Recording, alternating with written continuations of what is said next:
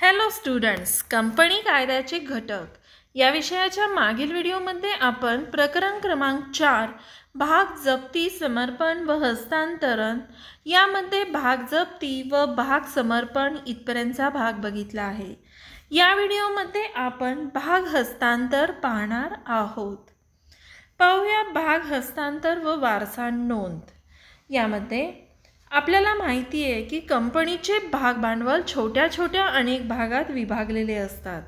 सार्वजनिक कंपनीचे भाग हस्तांतरणीय असतात, म्हणजेच ते दुसऱ्याच्या नावावर हस्तांतरित करता येतात।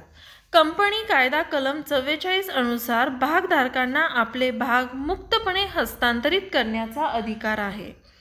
या कलमात भाग ही मालमत्ता आहे व ती नियमावलीतील तरतुदीनुसार हस्तांतरित करता येईल असे स्पष्ट केले जाते।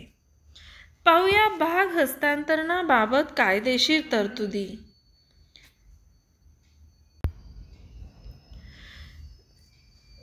भाग हस्तांतरणाचा अर्ज हस्तांतरक किंवा हस्तांतरी या दोघांपैकी एकाने केला पाहिजे। तो एका विशिष्ट नमुन्यामध्ये असला पाहिजे। भागाचे हस्तांतरण केवळ हस्तांतरण पत्र भरूनच करता येईल। हस्तांतर पत्रावर योग्य त्या रकमेचे मुद्रांक लावून ते बिनचूक भरून कंपनी कार्यालयामध्ये दाखल केले पाहिजे, त्याशिवाय ते स्वीकारले जात नाही। हस्तांतर पत्रासोबत ज्या भागाचे हस्तांतरण केले जाणार आहे त्याचे प्रमाणपत्र जोडले पाहिजे।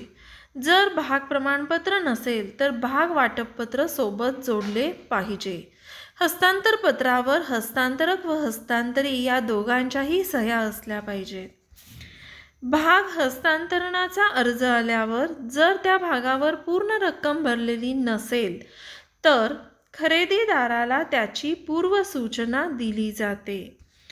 2 आठवड्यानंतरही खरेदीदाराचा या हस्तांतरणाला आक्षेप नसेल तरच हस्तांतरण होऊ शकते।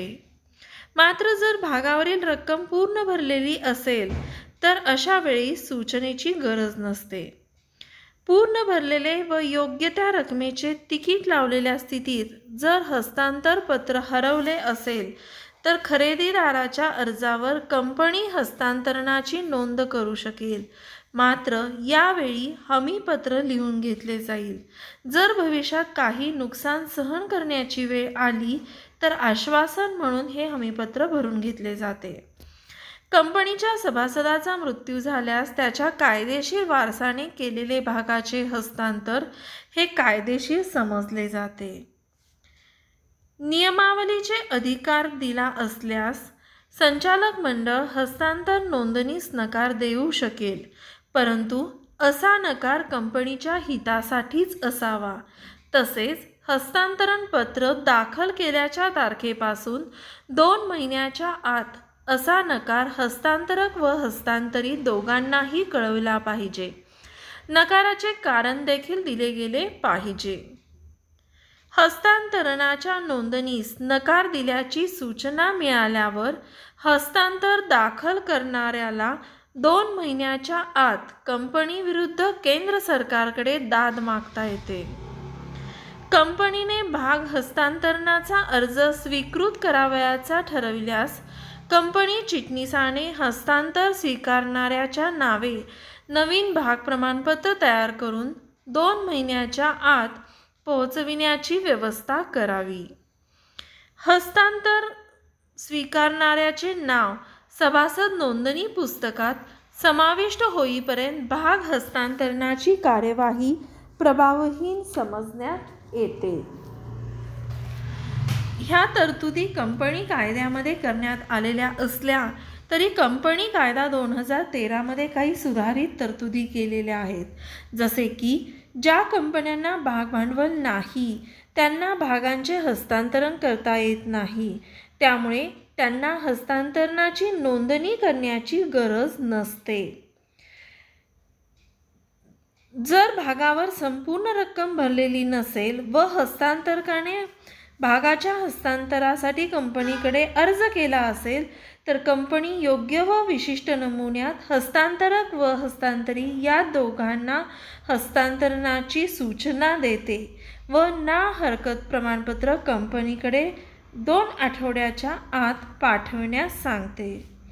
जर कोणत्याही प्रकारच्या कायद्याने, न्यायालयाने अगर अधिकाऱ्याने बंधन टाकलेले नसेल तर कंपनीने हस्तांतरक व हस्तांतरीला सर्टिफिकेट हे 2 महिन्याच्या आत पाठविणे गरजेचे असते. भाग हस्तांतरण पत्र मिळाल्यानंतर 1 महिन्याच्या आत हे पत्र पाठवावेत आणि कर्ज रोख्याचे वाटप झाल्यापासून 6 महिन्याच्या आत पाठवले गेले पाहिजे.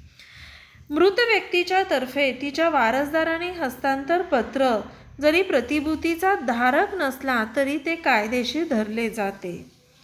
कंपनीने यावरील तरतुदीचा म्हणजे आत्ता सांगितलेल्या तरतुदींचा जर अवमान केलेला असेल तर कंपनीला 25,000 ते 5 लाखपर्यंत व जबाबदार अधिकाऱ्याला 10,000 ते 1 लाखापर्यंत दंड होऊ शकतो.